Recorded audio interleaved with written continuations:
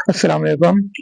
मैं हूँ एहसन इसाक और एक ऑब्जर्वेशन है जो शेयर करना चाह रहा था मैं अपने व्यूवर्स के साथ। वो ये है कि लास्ट वीक में जो है बार्किंग की तरफ से जा रहा था रिवर साइड। तो वहाँ पर मैं बस में बैठा हुआ था। बस में सामने एक जो है अम्मा बैठी हुई थी। अम्मा ने ब्लैक सूट पहना, ब्लैक अबाया पहना हुआ था और मुंह में जो है वो पान था। तो बिल्कुल वही वाली वाइब आ रही थी, वो जो यूनिवर्सिटी रोड से लोकल बस में बैठे हुए आती थी। अ, बिल्कुल सेम वही सीन था। उनके पीछे एक और अम्मा बैठी हुई थी, तो उन्होंने भी ब्लैक अबाया पहना हुआ था। और लंदन, तो मैं भूल गया था कि लंदन में हूँ। ऐसा लग रहा था कि मैं जो है कराची की किसी बस में बैठा हूँ। थोड़ी सी साफ सुथरी अच्छी खासी बस है वो। बहरहाल फिर मैंने ध्यान दिया एडमिनिस्ट्रेटिव जो पॉइंट्स हैं लंदन के, तो उसमें भी काफ़ी सारी सिमिलरिटीज थी पाकिस्तान की, कराची की तरह। जैसे यहाँ पर भी गैर मुकामी लोग जो हैं वो अच्छे खासे आकर बस चुके हैं, और जो एडमिनिस्ट्रेशन है वो चलाने वाले भी गैर मुकामी हैं। और अगर होल ऑफ द यूके देखें तो ज़्यादातर जो सिटीज़ हैं उनके जो मेयर्स हैं वो सारे गैर मुकामी हैं। ज़्यादातर वो क्रिटिसाइज इसलिए किया जाता है कि वो मुसलमान हैं, और मुसलमान अच्छे खासे हैं तो फिर गैर मुस्लिम जो है वो भी उनकी तो काउंटिंग ही नहीं होती है जब गैर मुकामियों की काउंटिंग होती है। तो कराची के अंदर भी ऐसे ही होता है कि वहाँ के जो मेयर हैं वो भी मेयर नहीं तो कम से कम जो दूसरी जो एडमिनिस्ट्रेशन है गैर मुकामी होती है। और आवाम की तरफ अगर देखें तो आवाम भी फेसबुक पर बैठकर जो है ना कमेंट बॉक्स के अंदर मेयर सादिक खान जो है लंदन के, उनको क्रिटिसाइज कर रही होती हैं,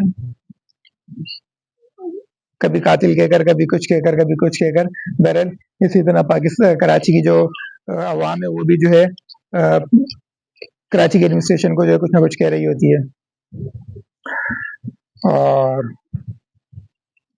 जितने भी यहाँ पर लीडिंग कंपनीज हैं सबको लीड करने वाले गैर मुकामी है।